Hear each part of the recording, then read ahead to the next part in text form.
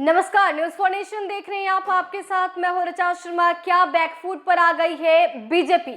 हम ऐसा इसलिए कह रहे हैं क्योंकि बिहार की सियासत में कुछ ऐसे दिलचस्प बदलाव सामने आ रहे हैं जिसके अनुसार ऐसा लग रहा है कि अब नीतीश कुमार फिर से हीरो बनेंगे और कहीं ना कहीं तेजस्वी यादव को वो सपोर्ट करेंगे और बीजेपी कहीं ना कहीं बैकफुट पर आ गई है। बयान भी कुछ इसी ओर इशारा कर रहे हैं।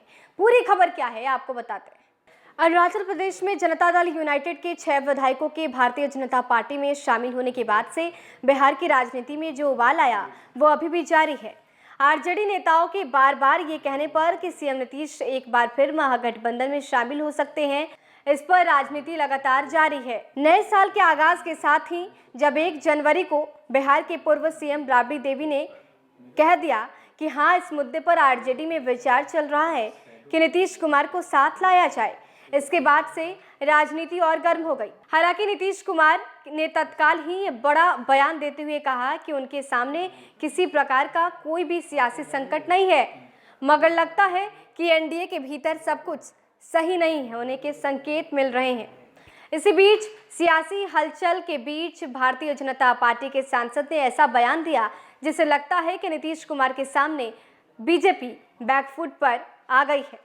बीजेपी सांसद अजय निषाद ने कहा है कि नीतीश कुमार के एनडीए छोड़ने का सवाल ही नहीं। दोबारा एनडीए में आने के बाद वो नीतीश कुमार कहीं नहीं जाएंगे। जेडीयू बीजेपी में थोड़ी असहमति भी तो है, लेकिन उसे खत्म कर दिया जाएगा। जेडीयू बीजेपी दोनों चाहती है कि सरकार पूरे 5 साल चले। विकास के मुद्दे पर हमें काम करना है। भाजपा सांसद ने बिहार में मंत्रिमंडल विस्तार में देरी पर ये कहा कि बड़ी पार्टी होने के बावजूद बीजेपी ने जब मुख्यमंत्री का बड़ा पद उन्हें दे दिया तो बीजेपी के मंत्री कम भी बन सकते हैं। लालू यादव का ऑडियो वायरल हुआ था। जब उस वक्त टूट नहीं हुई तो जेडीयू या फिर भाजपा की टूट की कोई आशंका ही नहीं है।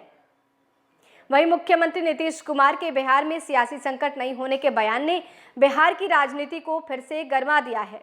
नीतीश कुमार के बयान पर भाजपा ने विपक्षी नेताओं को आड़े हाथों लिया।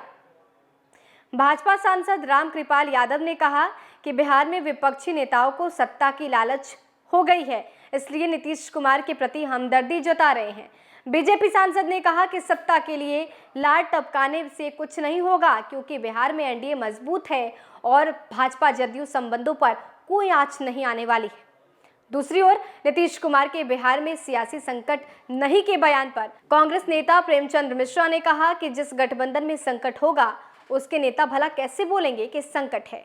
बिहार में भाजपा और जदयू के बीच लगातार अंतर विरोध उभर रहा है। हालांकि प्रेमचंद मिश्रा ने यह भी कहा कि महागठबंधन के नेताओं को नीतीश कुमार को फिलहाल कोई ऑफर नहीं देना चाहिए।